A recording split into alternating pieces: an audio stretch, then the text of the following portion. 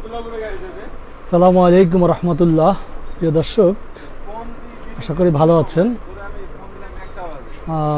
মূল টপিকসের বিষয়ে কথা বলার আগে আরেকটু কথা বলে নিতে চাই। সেটা হলো যে আপনারা লক্ষ্য করেছেন গতকালকে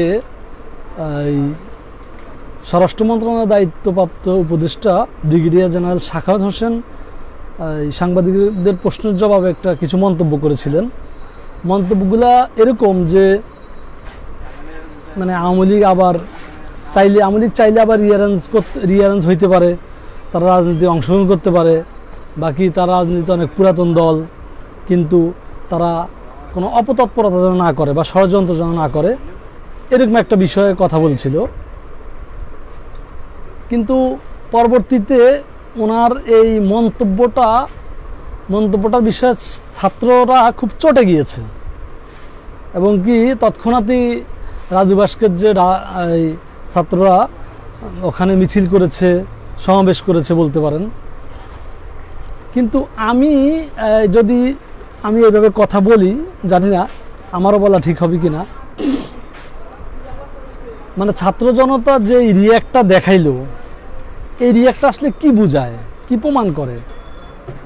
মানে যে উপদেষ্টা বিন্দু এই মুহূর্তে দেশ চালাচ্ছেন, তাদের আসলে লক্ষ্য উদ্দেশ্য কি? তারা তো নিশ্চয়ই লক্ষ্য উদ্দেশ্যটা এরকম যে সকল রাজনৈতিক দলের অংশগ্রহণে একটা সকল মানুষের ভোটের উপর ভিত্তি করে একটা সরকার নির্বাচিত হবে, সেই সরকারের কাছে তারা ক্ষমতা দিয়ে চলে যাবে, ব্যাপারটা তো এরকম। তো সেই ক্ষেত্রে যদি সকল দলের অংশগ্রহণ পূর্ণ রাজনৈতিক দল হইতে হয়, তাহলে তো নিশ্চয়ই সকল দলের অংশগ্রহণের ব্যাপারে তারা অংশগ্রহণ করার জন্য সকলকে বলবে। সাখাওয়াত হোসেনের এই মন্তব্যের ভিতরে, কমেন্টসের ভিতরে আমি খুব বেশি অপরাধ খুঁজে পাইনি। আমরা তো এই উপদেষ্টাগুলোকে দায়িত্ব দিচ্ছি যে সকল রাজনৈতিক দলের কথা শুনে তাদেরকে মানে একটা নির্বাচন উপহার দেওয়ার জন্য, সকল দলের অংশগ্রহণ নিশ্চিত করে। এখন আপনি যদি এটা ভেবে থাকেন বা ভেবে ফেলেন বা ভাবতে চাই যে অমুক দলকে আমি রাজনীতি করতে দিব না, মানে এই ভাবনাটা কি আমার ঠিক? এটা কি গণতান্ত্রিক হইল? আপনি বলতে পারবেন যে গত 15 বছরে বা 16 বছরে আওয়ামী লীগ মানে একদম আইএমএ জাহিলিয়া যুগকেও হার মানিয়েছে এবং কি বাংলাদেশের ইতিহাসে এরকম নজির হয় নাই, এরকম নানান কথা বলতে পারেন। কিন্তু বাস্তবতা হলো যে মানে আমরা কিন্তু সকলের অংশগ্রহণ করার বাস্তবতা মেনে নিতে হবে। কারণ গত সময়গুলোতে আমরা দেখেছি যে যাদেরকে নির্বাচন করতে দিবে না, আন্দোলন করতে দিবে না, কথা বলতে দিবে না, তারাই শেষ পর্যন্ত মাঠের বাইরে চলে গেল, কথা বলার অধিকার হারাই ফেলল। তাহলে আমরা কি এই চর্চা আবার করতে পারি যে অমুক দলকে রাজনীতি করতে দিব না, অমুক দলকে নিষিদ্ধ করে দিব? সোজা বাংলা কথা, যেই দলের বাংলাদেশের জনগণের ভিত্তি আছে, কম থাকুক বেশি থাকুক, যার কম আছে সে কম গ্রহণযোগ্য, যার বেশি থাকবে সে বেশি গ্রহণযোগ্য। কিন্তু আমরা কি এই সিদ্ধান্তে যাইতে পারি যে কোনোভাবেই একটা রাজনৈতিক দলকে আমি অংশগ্রহণই করতে দিব না, তাকে নিষিদ্ধ করে দিব? বাকি সাখাওয়াত সাহেব বাংলাদেশের স্বরাষ্ট্র উপদেষ্টা হিসাবে উনি কি আমার মতো মন্তব্য করবেন? বাকি আব্দুল করিমের মতো মন্তব্য করবেন? এটা তো একান্ত ওনার ব্যাপার। উনি একদম সংবিধানের বাইরে যায় ইলিগালি কিছু বলে ফেললে হয়তো আমরা সেগুলো রিঅ্যাক্ট করতে পারি। আর দ্বিতীয় কথা হলো যে যারা এই 17 বছর 15 বছর অন্যায় জুলুম করেছে, তাদেরকে তো একটা প্রক্রিয়া আপনি বিচারাধীনের আওতায় এনে বিচার করবেন, এটাই হলো আপনার কাজ। বা এটা সরকার যেন এটা করে, এটার সহযোগিতা করে আমাদের কাজ। কিন্তু কোনো সরকারেরই কি দরকার আছে কাউকে নিষিদ্ধ করতে চাওয়ার, বা আমি তাকে কাউকে নিষিদ্ধ করতে পরামর্শ দেওয়ার? বা সেই বাস্তবতা কি আমার জন্য সুখকর হবে, বা কারোর জন্য সুখকর হবে, বা আগে যারা করেছে তাদের জন্য কি সুখকর হয়েছে? তাহলে আমি কেন এই আমার মনের মতো করে, আমার ডিমান্ড অনুযায়ী, আমার ক্যাটাগরি অনুযায়ী আমি একদম উপদেষ্টা পরিষদের মন্তব্য আশা করব? এটা আমি আশা করি না। আমি মনে করি যে তাদেরকে মোটামুটি স্বাধীনভাবে কাজ করতে দিতে হবে। অন্য অন্য সময়ে অন্য অন্য সরকাররা যেভাবে স্বাধীনভাবে কাজ করতে না পারার কারণে সেই কুফলতার কারণে আমরা যে ছাত্র জনতা জীবন দিতে হয়েছে, এটা যেন না হয়। ওনারা যেন ওনাদের মতো করে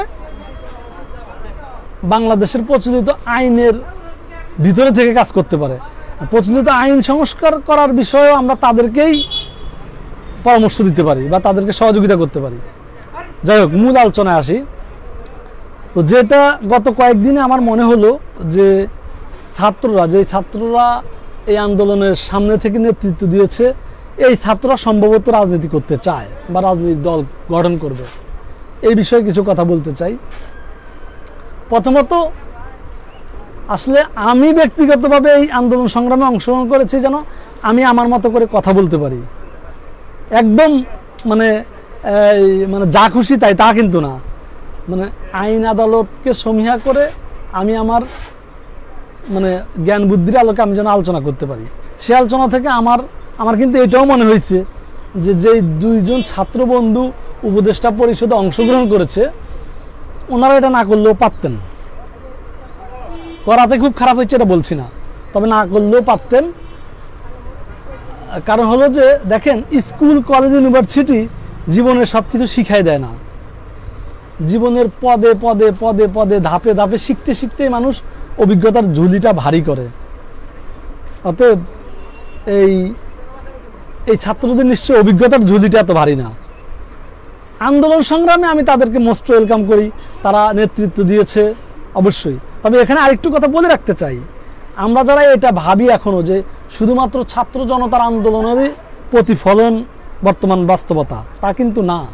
ছাত্র জনতা হলো আমাদের বাহিরের আবরণ, একদম আমাদেরকে ঘিরে রাখছে যে আবরণটা, কিন্তু ভিতরগত মানুষ প্রায় 4-5টা স্তর ছিল।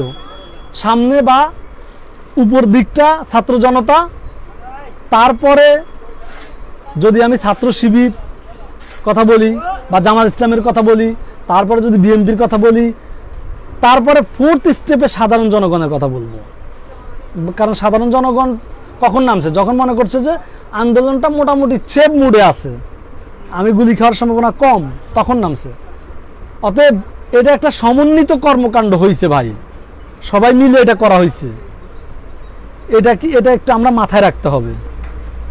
হ্যাঁ, আচ্ছা, যেহেতু যে রাজনীতি ছাত্র জনতাটা এখন করতে চাচ্ছে, আমি যতটুকু বুঝতে পারছি যে এই ছাত্রদের আরেকটু ইতিহাস আমি টেনে আসি। এই ছাত্রের প্রায় সবগুলাই, অর্থাৎ বৈষম্য বিরোধী ছাত্র আন্দোলন যারা করেছেন প্রায় সবাই কিন্তু গণ অধিকার পরিষদের অঙ্গ সংগঠন ছাত্র অধিকার পরিষদের ঢাকা ইউনিভার্সিটির কমিটি ছিল। তো মূল দলের সাথে ছাত্র অধিকার পরিষদের একটা কমিটমেন্ট ভাঙাভাঙি আর কি, সংশোধনেরই অংশ ভাঙাভাঙির বিষয় নিয়ে তারা একযোগে একদিনে সরে গেছে। এটা আপনারা হয়তো জানেন, আমি বিস্তারিত বলছি না। তো এই ছাত্ররাই তারা অন্য নাম দিয়ে আক্তার হোসেনের নেতৃত্বে একটা সংগঠন করেছে। সেই ছাত্রদের মূল এই ছাত্র বৈষম্যের নেতৃত্বে ছিলেন।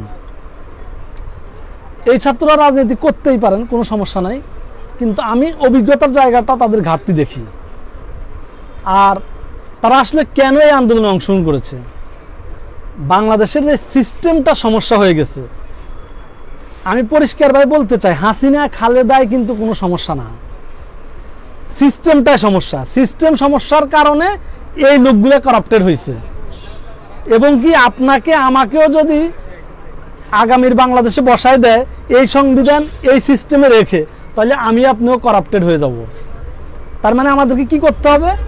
আমাদেরকে করতে হবে সংবিধানের মূল জায়গাগুলো কারেকশন করা, যাতে করে একটা মানুষ বারবার ক্ষমতায় না আসতে পারে।